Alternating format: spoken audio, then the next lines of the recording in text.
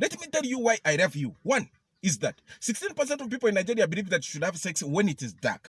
What's up? Thank you very much for loving me, subscribing to my channel and watching all my videos. Thank you very much for sharing the good positive vibes. That's what I stand for. Thank you very much for, just showing the love, Thank you very much. I hope that this family can grow larger and larger and larger and larger. Yeah, and larger. But anyway, today I'm here to just talk politics, man. Just a little bit of politics, because it's funny. It's when you want some relief, yeah, you look at politicians and what they're doing and what they're saying, and you'll laugh. You'll have a good laugh. Trust me. What is giving me a laugh today is the fact that Mwenda is joining National Unity Party. National Unity Party, and that's headed or started from the pressure group People Power, and these guys came up with a party. So Mwenda is joining to stand for president of that party. He wants a debate. He wants a debate between him and Bobi Wine. He wants to debate.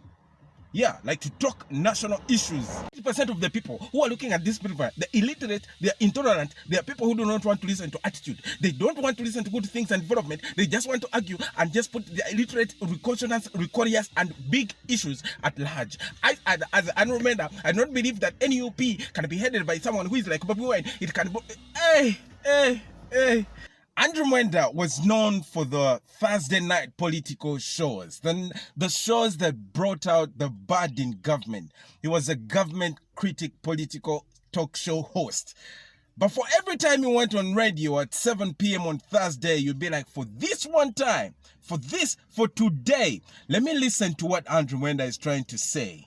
Hello and welcome to this Thursday night political talk show. I'm Mwenda, and tonight I'm hosting the Minister of Trade and Internal Affairs. We are going to talk about the issues that are affecting the country, and not only talk about the issues that are affecting the country, but also the people who are going to be affected by these issues that the Minister is going to be addressing. So sit back and relax. Let us enjoy the show. I'm Mwenda, your host for tonight. Uganda has been affected by the war in the area are not willing to give up power, but also the government of Uganda is still fighting the people. 80% of these people have been fighting for their wars in the 95 years of their age. They've been living in poverty, abject poverty, and the government is not willing to give out the numbers that's happening in this country. On this Thursday night, I'm Mwenda, I'm hosting the Minister of Security and Internal Affairs, and that is none other than, so sit back and relax, let us enjoy the show, and also run a thing or two about what's happening in the international diaspora, where 90% of Ugandans in Lebanon are suffering, plus also 30% of the people who are going to come back in the country in the COVID-19 are going to be affected by the great impact of the fried democracy.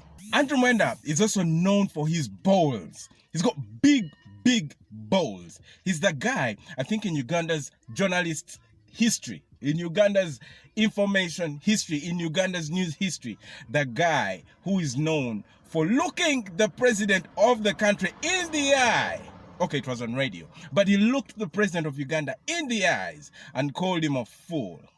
Mr. President, thank you very much for your submission, but I frankly don't agree with what you're talking about. You are talking about 80% of people who are going to vote for you, but also not talking about the 20% of the people who support the opposition. You are not giving us the facts that we need them in straight. If you look at Rwanda and Congo, they are saying that their president has been serving for the last 15 years and they've organized elections. Mr. President, I frankly think that you are a fool.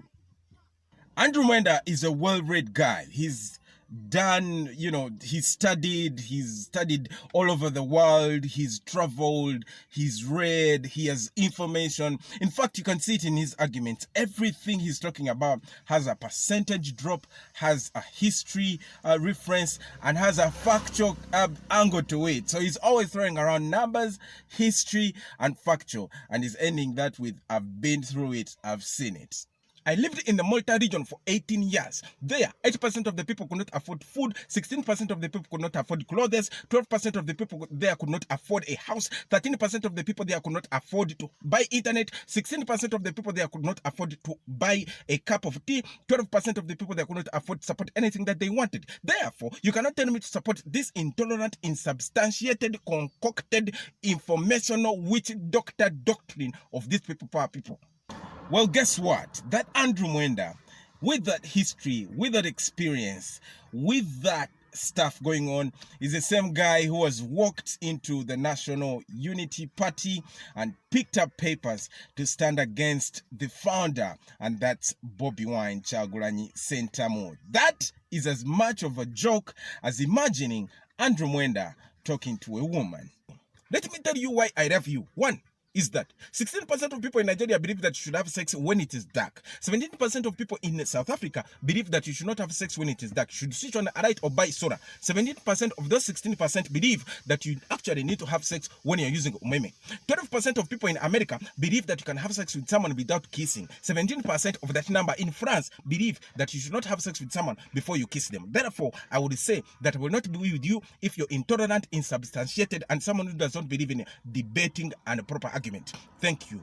Oh, but well, everyone deserves a chance. Everyone has the right. And I hope that the National Unity Platform can be able to welcome Andrew Mwenda with open arms and give him the chance that he has asked for. And I hope that we can have a fairly inclusive debate on this one. It's going to be an interesting 2021 for Uganda. And I wish you nothing less but the best. Thank you very much for subscribing. This is a subscription button. Turn on the notification bar and share with your friends and family. I'm out.